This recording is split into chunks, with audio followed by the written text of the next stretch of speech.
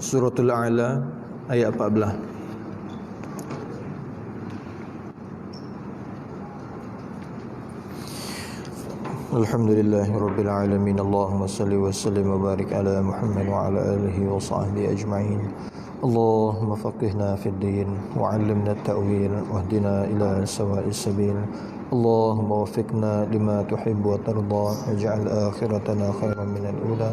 رضينا بالله ربا وبالإسلام دينا وبمحمد نبيا ورسولا ربنا آتنا في الدنيا حسنة وفي الآخرة حسنة وقنا عذاب النار وصلى الله على محمد وعلى آله وصحبه أجمعين والحمد لله رب العالمين. أعوذ بالله من الشيطان الرجيم.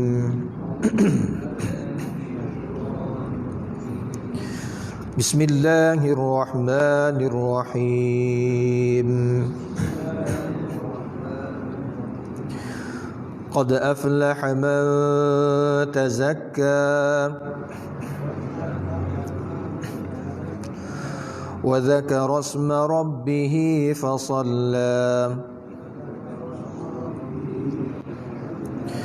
بل تؤثرون الحياة الدنيا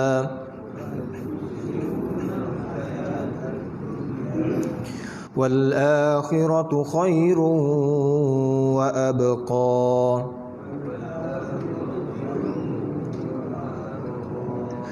إن هذا لفي الصحف الأولى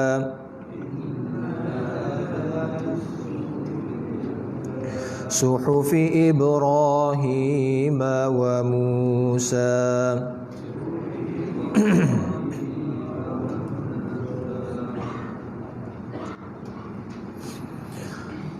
Dalam ayat-ayat sebelum, Allah Subhanahu wa taala memberi peringatan kepada manusia. Allah Taala arahkan kepada orang mukmin supaya di kalangan mereka ada sahaja golongan yang sentiasa memberi peringatan. Dengan firman-Nya, fadzakir in nafa'atiz dzikra. Hendaklah kamu beri peringatan, kerana sesungguhnya peringatan itu sangat memberi faedah besar.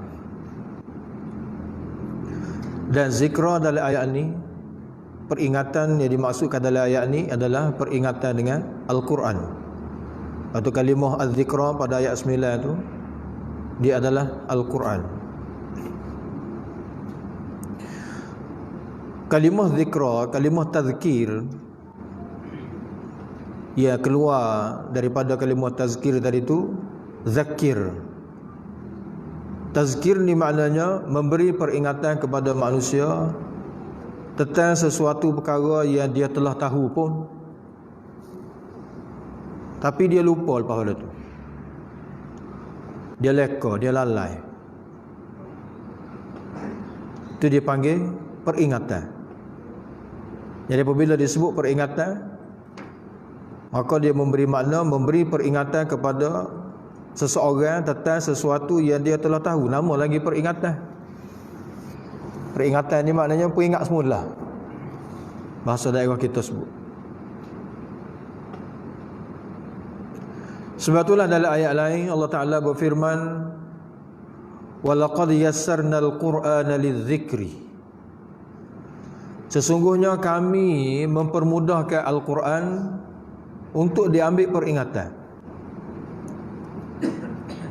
Allah Ta'ala sebut dalam kitab dia mempermudahkan Al-Quran ni untuk diambil ibrah, diambil pengajaran, ambil peringatan. Fahal min muddakir. Nah, adakah siapa-siapa yang nak ambil peringatan?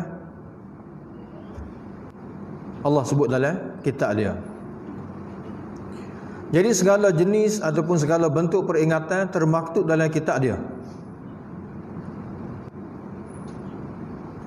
Telah termaktub dalam kitab dia. Peringatan tentang supaya manusia berwaspada terhadap kecelakaan yang bakal berlaku di alam akhirat. juga bertalu-talu Allah Ta'ala sebut dalam kitab dia. Kemudian bentuk peringatan lagi supaya setiap hamba dia semasa duduk atas dunia ni menjadi hamba yang taat dan mempersiapkan bekalan untuk menuju ke alam akhirat. Peringatan telah diberi, tinggal laginya manusia tu nak ambil peringatan, nak terima ataupun tak sih. Ada di kalangan manusia ni memberi alasan ataupun dalihan. Nak ambil peringatan daripada wahyu Tuhan ni payah. Nak ambil peringatan daripada wahyu Tuhan, daripada Al-Quran ni payah. Sebab apa? Sebab telah dimomokkan oleh syaitan. Syaitan ngosek, jangan lebih mengajilah Quran. Allah Ta'ala nukil perkataan syaitan dalam kitab di Al-Quran, la tasma'u li hadzal Quran. Mu jangan sekali-kali, jangan lebih dengarlah Quran. Kalau terpaksa juga dengar, walghaw fi. Nak buat gagal, buat kacau dalam majlis Al-Quran. Sebab syaitan telah tahu mana-mana di kalangan hamba Allah yang cuba untuk ambil peringatan daripada Al-Quran dan jadikan Al-Quran sebagai neraca dalam kehidupan dia, maka hamba tu dia tak boleh nak kacau lagi dah. Kerana manusia yang mengambil peringatan daripada Al-Quran, nah, seumpama dia telah masuk dalam satu kubu ataupun satu benteng yang kuat yang tidak mampu lagi ditembusi oleh syaitan. Lalu Allah Ta'ala cerita, setelah mana dia sebut peringatan, maka dia beritahu.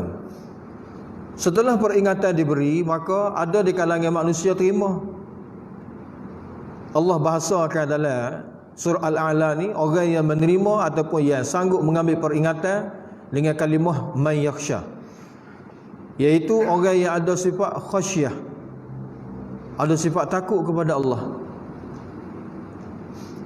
Kemudian Allah Ta'ala sebut golongan yang degil ataupun enggan menerima peringatan daripada Al-Quran, iaitu golongan ashqiya, ashqa. Dalam surah ini disebut dengan ashqa, iaitu golongan-golongan yang celaka.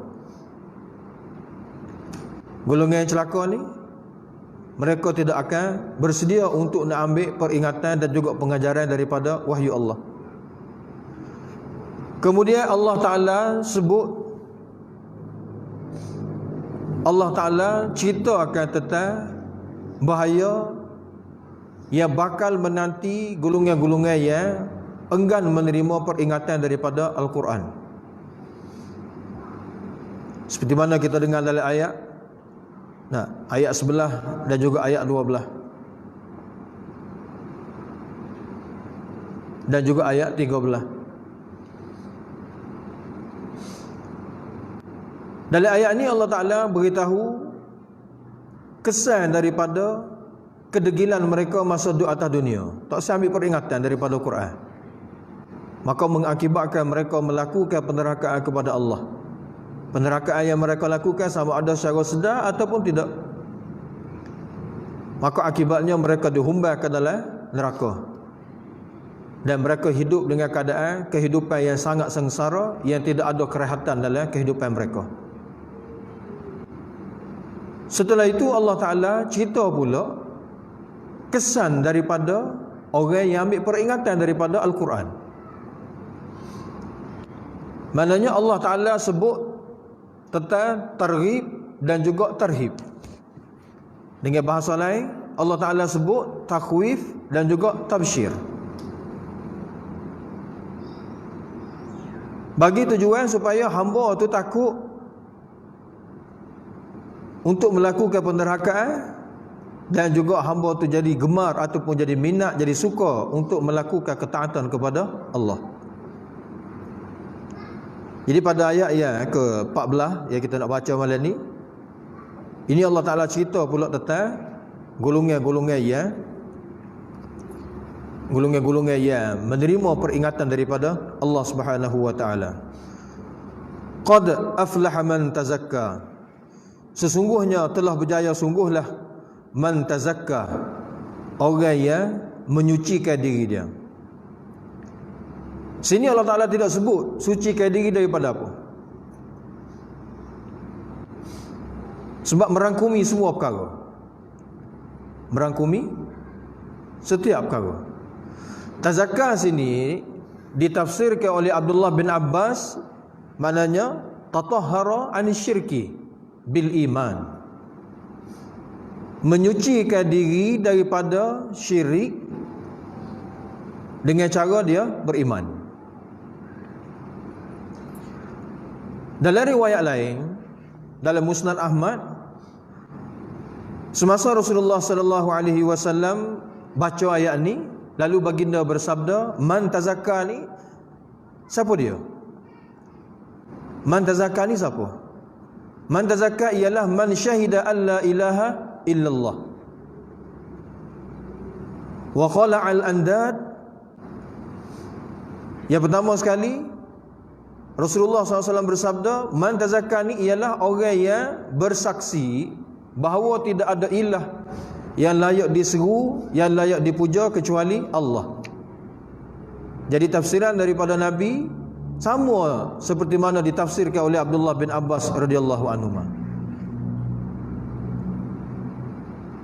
Sebab apa kita sebut? Sebab ada juga di kalangan mufassir berpendapat tazakka sini maknanya dengan makna orang yang menyucikan harta dia. Orang yang menyucikan harta dia. Ada sebahagian mufassir terjemuh dengan makna orang menyucikan harta dengan membayar zakat. Sebab kalimah zakat pun daripada zakat ni juga. Oleh kerana tu, kita himpunkan, kita jamak kedua-dua pandangan mufassir. Nah, orang yang menyucikan diri dia dari sudut akidahnya, dari sudut amalnya, dan juga orang yang menyucikan harta dia.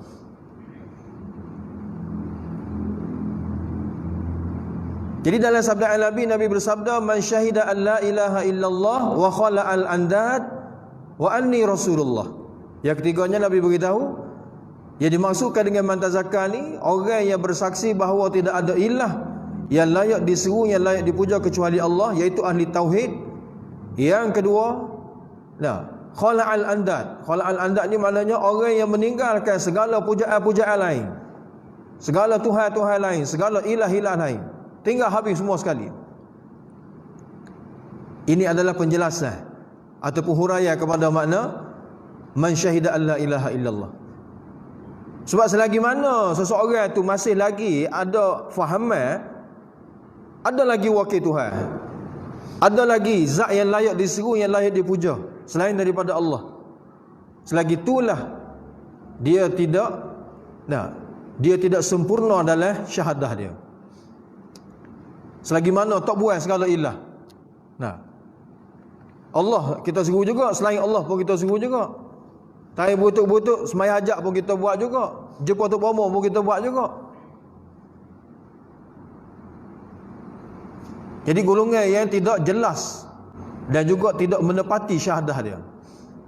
Dan yang ketiganya, Nabi sallallahu alaihi wasallam bersabda, wa anni rasulullah, dia juga bersaksi bahawa aku adalah utusan Allah. Dalam sabdaan Nabi ini merangkumi dua tajuk penting. Tajuk pertamanya dari sudut akidah, aku benar-benar mentauhidkan Allah. Dari sudut akidahnya ialah dia mentauhidkan Allah. Dari sudut amalnya, dia mengikuti hanya Rasulullah sallallahu alaihi wasallam. Sebab kita ikrar dalam kalimah syahadah kita tu, wa anna Muhammadan abduhu wa rasuluh, bahawa Nabi Muhammad adalah hamba dia dan juga rasul utusan dia. Jadi dalam kalimah rasuluhu tu, utusan Allah, apa maksud dia? Maksud dan tujuan Allah Ta'ala utuskan rasul kepada manusia tu, apa maksud dan tujuan dia? Tak lain tak bukan nak supaya semua hamba Allah yang lain pakat ikut rasul tu berlaku. Sebab apa? Sebab hanya dia sahaja yang tahu cara pengabdian seorang hamba yang dikehendaki oleh Allah. Bagaimana cara dia? Duduk atas siku tu dia panggil. Cara hok belok-belok tu banyak cara dia, tapi tak siap lain. Nak hok makan siku. Sebab apa? Sebab kita akan disoal nanti. Tak buat ni boleh berlaku, orang buat rumah boleh berlaku, orang tak pandai pun boleh buat juga. Tapi kalau bila submit nak dapat kelulusan, orang mari hukum, mari tengok mana tak makan siku ni, petai lagi tak lulus. Apa? Tak duduk atas garis panduan betul. Masa buat lagi, orang lagi, modal banyak mana dah habis. Sekarang ni kita akan dengar nanti dalam surah selepas ni, surah Al-Ghasyiyah. Buat satu pekerjaan, buat satu amalan, buat satu perbuatan yang tidak menepati garis panduan wahyu, tak makan siku dengan wahyu, jadilah dia seorang yang amilatun nasibah. Banyak kerjaan, letih, modal banyak habis, tapi gigi di akhirat nasibah lah, menderita pula dari sebab pekerjaan dia. Atas dunia pun kita boleh tengok dah, orang buat kerjaan tak betul ni, masa dia buat dia romo-romo, jenis pesel tak ciumat. Orang kata jangan buat ni, tak makan siku molek ni. Romo pergi tak ada masalah. Nah, tanya orang mari cek mari kak. Sudah. Kita tak boleh bayar ke demo ni buat apa ni? Demo tak ikut syarat ni, tak tepat ni. Banyak perkara tidak makan siku ni. Itu maknanya. Nah, jadi sabda Nabi menghuraikan makna man tazakka tu siapa? Oleh kerana itulah mufassir semisal Ibn Ashur dia jelaskan bagaimanakah cara seorang hamba tu nak menyucikan daripada syirik. Bagaimanakah seorang hamba tu nak membersihkan dari sudut amal dia supaya menepati sunnah? Bagaimana cara dia? Tak dapat tidak, kena ambil peringatan zikra tadi. Kembali semula kepada ayat 9. Allah Ta'ala jelaskan lagi, orang yang berjaya yakni zakarasma rabbihi fasalla wa zakarasma rabbihi fasalla. Asal zakara ni maknanya orang yang menyebut. Orang yang menyebut nama Tuhan dia. Itu terjemahan dari sudut zahirnya. Tapi oleh kerana Ibn Ashur kata oleh kerana Allah Ta'ala guna kalimah yang sama. Kalimah zikra tu mari daripada ni juga. Maknanya dia memberi peringatan kepada orang lain daripada zikra tentang Tuhan dia. Dia tu ambil peringatan dah, tapi di masa yang sama beri juga peringatan kepada orang lain. Sentiasa menyebut-nyebut tentang kehebatan Allah, sebut tentang kekuasaan Allah, sebut tentang ketauhidan Allah, dan mengajak manusia lain supaya mentauhidkan Allah. Terjemahan yang kedua seperti mana kita sebut tadi, zakarasma rabbihi, dan dia menyebut nama Tuhan dia, iaitu dengan cara menyebut apa-apa saja kalimah zikir yang terkandung makna mengagung serta membesarkan Allah. Semisal kita ucap kalimah la ilaha illallah, subhanallah, alhamdulillah. Jadi kedua-dua yang dikehendaki daripada ayat ni dengan dua-dua makna. Sebab ahli tauhid apabila diajak orang lain supaya mengagung serta membesarkan Allah, dia sendiri ada kesedaran bahawa Allah Ta'ala, Tuhan dia tadi itu adalah sebesar-besar, seagung-agung zat yang layak diseru, yang layak dipuja. Sudah pastilah dia akan sebut, sudah pastilah dia sentiasa akan ingat kepada Tuhan dia. Jadi mengingati Allah Ta'ala dengan cara yang telah termaktub dalam zikrah, iaitu telah termaktub dalam kitab Al-Quran. Dan alamat kepada seorang ahli tauhid, alamat yang paling zahir, yang paling jelas kepada seorang ahli tauhid, pertama sekali dia salat, jaga sembahyang. Sebab apa? Sebab sembahyang ni dia adalah merupakan tiang bagi agama. Seperti mana disabdakan oleh Nabi sallallahu alaihi wasallam, as-salat faman aqamaha faqad aqamad-din wa man tarakaha faqad hadamad-din. Sembahyang ni dia adalah merupakan tiang agama. Perumpamaan bangunan, sembahyang ni adalah tiang dia.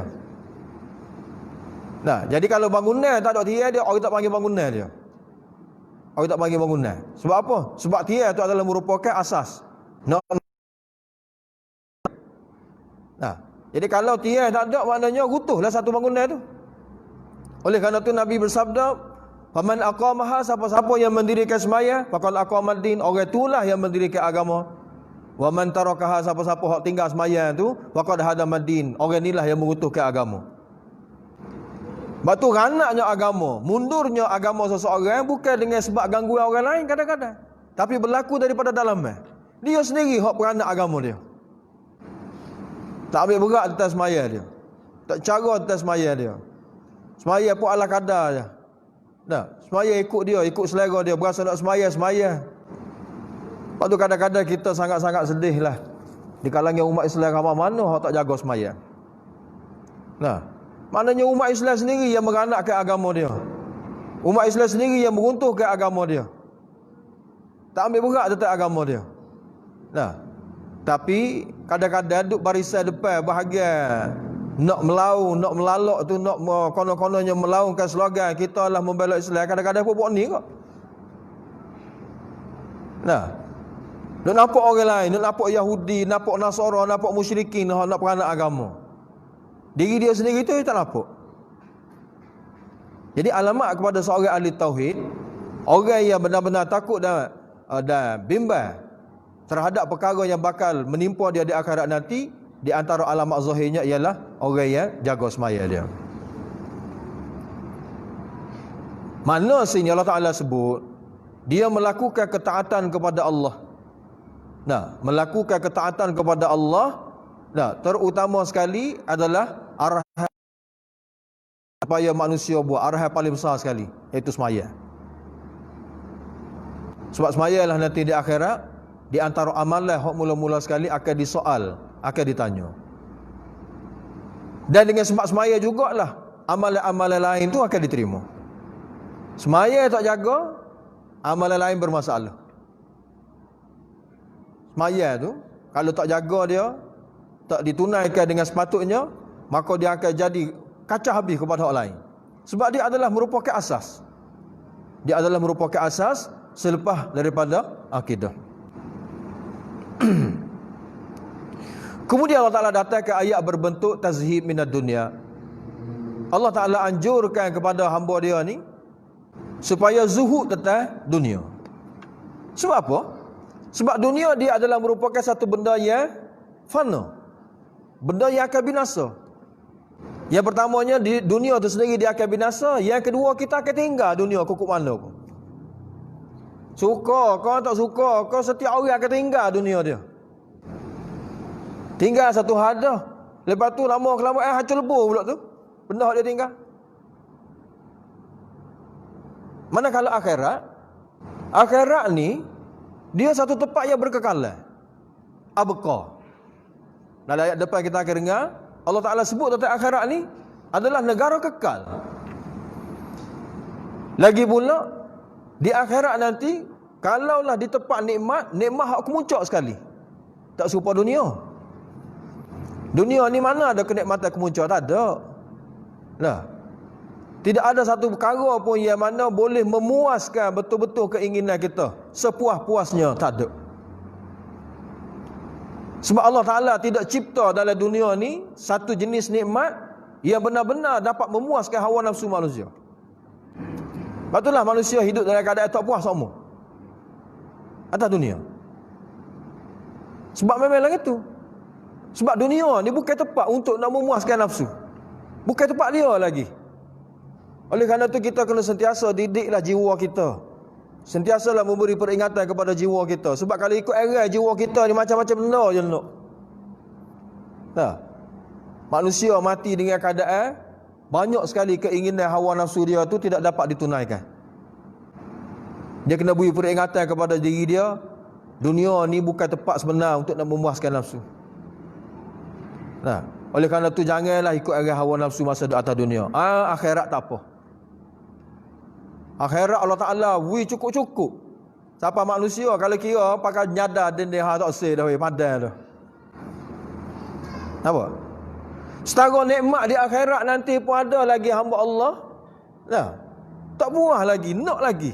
Sebab itu hawa nafsu manusia. Hawa nafsu manusia ni dia punya keinginan dia tinggi, tak padan dengan dunia. Dunia tak ada nak tapung. Boleh nikmat tu kalau boleh nak lagi. Gitu. Tapi dunia lah gitulah. Boleh sekadar ni, boleh nak lagi, boleh hak tu pula. Patut lama-lama tak cukup rasa nak lagi. Sebab itulah dalam hadis Nabi bersabda yang mana mafhum dia, kalaulah seseorang manusia tu lah 2/3 di bawah tapak kaki dia, dia akan tak puas hati selagi mana tak boleh hak sah bahagia lagi. Itu memang perangai manusia. Jadi oleh kerana itu Allah Ta'ala cerita tentang, memberi peringatan kepada kita tentang kehidupan sebenar akhirat. Dan Allah Ta'ala ajak dan seru kepada sekalian hamba dia, muduk atas dunia ni sekadar sudahlah. Duk atas dunia, guna dunia sekadar keperluan kamu. Sebab tak saya ambil dunia langsung tak boleh, mungkin kita duk atas dunia. Nah, oleh kerana tu duk atas dunia tak apa, tapi mu kena zuhud tentang dunia. Kena zuhud tentang dunia. Jangan biarkan kehebatan dunia, kebesaran dunia tu bertapak dalam hati kamu. Maknanya jangan sekali-kali dalam hati kamu ada perasaan kasih ataupun sayang ataupun cinta kepada dunia. Sebab perkara cinta kepada dunia ni akan memudaratkan kepada akhirat. Nah, dalam sabda Nabi ada bersabda, man ahabbat dunya, siapa-siapa yang kasih dan cinta kepada dunia, nah, dia adarra, dia akan memudaratkan, dia akan membahayakan akhirat dia. Itu tak lagi dah. Siapa-siapa yang kasih dan cinta kepada kehidupan dunia, maka akhirat dia mudarat dah. Siapa-siapa yang kasih dan cinta kepada kehidupan akhirat, sudah pastilah kehidupan dunia dia pun mudarat. Dia tak boleh pesing kata kita nak biar sama kata, tidak. Dia akan jadi gitu. Sebab cinta ni dia kena ada ya. Kasih dan sayang ni, kasih dan cinta ni dalam hati kita tu, tak, dia kena ada satu ya. Oleh kerana tu Allah Ta'ala sentiasa mendorongkan hamba dia supaya zuhud tentang dunia. Sebab kalau dia mula ada kasih kepada dunia, inilah di antara penghalang manusia. Halang manusia daripada mengeluarkan zakatnya, menghalang manusia daripada menginfakkan hartanya. Nah, menghalang dia tu daripada tolong orang lain, buat kebajikan dan sebagainya. Apa punca dia? Kerana sayang. Dia duk tengok, kalau aku bui kat kau kurang. Nampak gitu. Dia tak nampak apabila dia bui 10 paling-paling kurang Tuhan balas. Bahkan lebih lagi daripada tu. Adha'afan mudha'afah. Allah Ta'ala akan bui berlipat kali ganda lebih banyak lagi daripada pemberian dia. Tapi oleh kerana dia telah ada perasaan kasih dan cinta kepada dunia, maka dia tak nampak. Oleh kerana itulah Allah Ta'ala berfirman, bal tu'thirunal hayatad dunya. Bahkan mereka mengutamakan kehidupan dunia. Orang yang mengutamakan kehidupan dunia jugalah di antara punca yang menyebabkan timbulnya penyakit, tak saya terima zikrah. Tak saya terima peringatan daripada Allah Ta'ala. Apabila ada perasaan hubud dunia. Bahaya penyakit hubud dunia ni. Nah, kasih dan cinta pada dunia ni akan membutakan seseorang tentang kebenaran. Kadang-kadang dia tahu kebenaran, tapi oleh kerana perasaan sayang kepada dunia, dia tolak kebenaran. Nak sangat kepada dunia, dia tahu rasuah salah, tapi tetap dia akan buat. Tuan-tuan kita tanyalah, orang yang ambil rasuah tu, hak Islam, tanya dia, salah ke tak rasuah? Dia akan berjawab, salah, apa-apa dia ambil.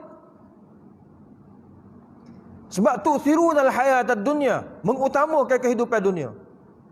Kerana apa? Kerana dalam dunia telah ada hubbud dunya, wa hubbul mal, wa hubbul jah. Ada perasaan cinta kepada dunia, cinta kepada harta, cinta pada kedudukan pangkat, akan menyebabkan seorang itu buta lalu di akhirat dia. Bahaya. Sedangkan Allah Ta'ala beritahu wal akhiratu khairun wa abqa. Sedangkan kehidupan akhirat ni lebih baik lagi. Lebih baik lagi nilai dia berbanding dengan dunia. Wa abqa. Bahkan kehidupan akhirat adalah berkekalan. Kalau boleh nikmat akhirat kekal sama-sama boleh. Dunia taklah gitu. Hari ni kita kaya, belum tentu esok kita kaya. Dunia. Kita makan sekali kenyang, bukan kata kenyang sama-sama, tak. Dunia. Makan sebentar. Nah, kira-kira dalam kehidupan kita hamba makan hak paling mewah sekali ingat tu. Pergi hotel 5 bintang. Nah, sekali makan 100,000 bayar untuk beberapa orang saja. Pagi mana tu? Tak ada sehari makanan tu. Nah, kau boleh simpan lama oleh perut, tak simpan lama, lepas tu selalu cari jamban buat. Itulah hakikat dunia.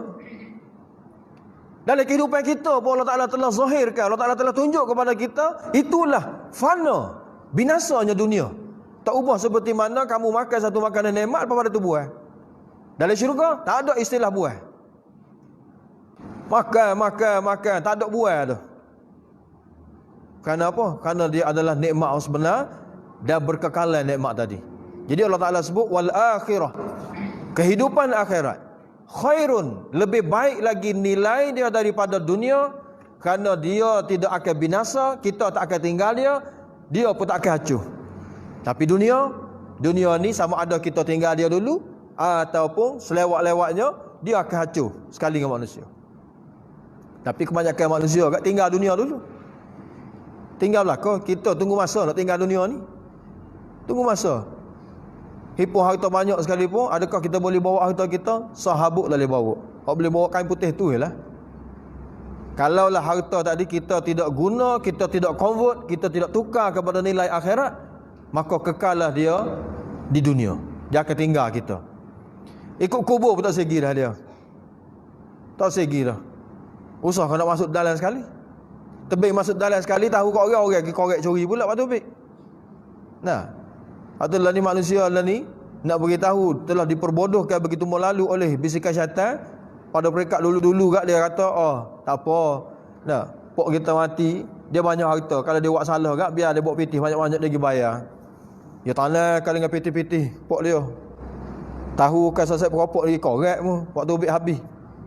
Tak boleh dah, lagu tu pas lagu mana? Kita tukar duit palsu pula bubuh. Beli duit palsu tanah, buat apa? Jadi nak suruh pok dia tu guna barang palsu nak bayar dosa di akhirat. Duit palsu ni atas duit akhirat sama Allah. Kemudian Allah Ta'ala nak jelaskan kepada manusia, peringatan yang Allah Ta'ala berikan kepada manusia ni bukan kata zaman ni. Maknanya bukan kata zaman Nabi saja, bahkan sebelum ni pun Allah Ta'ala telah waktu lama dah wahyu dia. Memberi peringatan kepada manusia supaya sentiasa berpegang kepada wahyu dia. Supaya dalam melakukan amal, biarlah betul mengikuti garis panduan syariat yang telah diturunkan kepada Nabi pada zaman itu. Bukan kata baru zaman Nabi ya, tidak. Inna hadza lafis suhufil ula, sesungguhnya haza ni isim isyarah, mana musyar ilaih dia? Isyarat kepada apa? Isyarat kepada dua. Mengikut dua tafsiran daripada kalangan mufassir. Sebagai mufassir kata haza ni ini. Sebab ini bahasa dalam bahasa Arab ni dia panggil isim isyarah. Isim yang kita guna untuk isyarat sesuatu. Cuma musyar ilaih dia mana? Benda yang diisyaratkan apa benda? Sini ada dua. Sebagai ahli tafsir kata, yang dimaksudkan dengan haza ni adalah kandungan yang yang disebut dalam surah ni, semua sekali. Sebagai mufassir kata, haza ni rujuk kepada aflaha man tazakkah. Allah Ta'ala beritahu. Tentang orang yang berjaya ni, ni bukan kata baru, bahkan sebelum ni pun telah diberitahu. Jadi dua-dua tafsiran itu kita terima, cuma kita ambil yang pertama sebab merangkumi dah. Kalau kata sebut orang pertama tu maknanya kandungan yang ada dalam surah ni tu, betul lah. Sebab qad aflaha pun masuk dalam kandungan surah juga. Jadi inna hadza, sesungguhnya kandungan isi yang telah disebut dalam surah ni tadi, lafis suhufil ula, bukan baru, bahkan dia telah termaktub dalam suhuf terdahulu. Suhuf mana? Suhufi Ibrahim wa Musa. Seperti mana telah termaktub dalam suhuf Nabi Ibrahim. Dia ada 10 suhuf dengan Nabi Ibrahim. Dan juga suhuf Nabi Musa, yang dimaksudkan suhuf Musa sini adalah kitab Taurat dia. Mana dalam kitab-kitab samawi dulu telah ada dah perkara ni.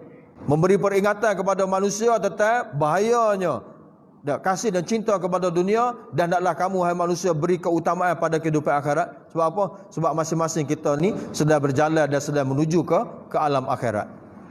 Hari kau dekat dengan akhirat.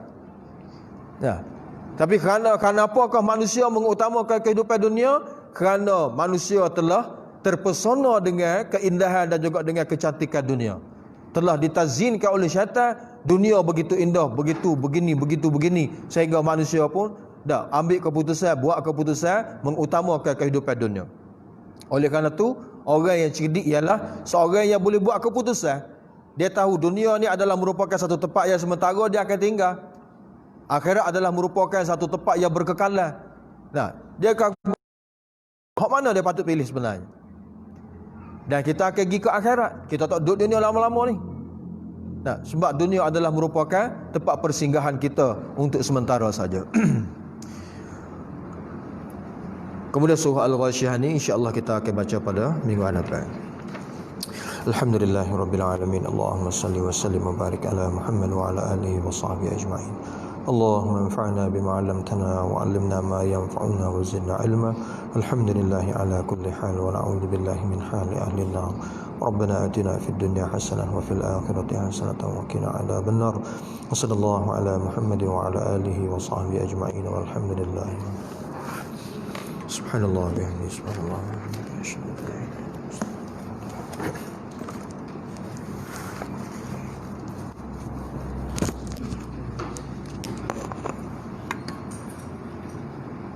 Mm-hmm.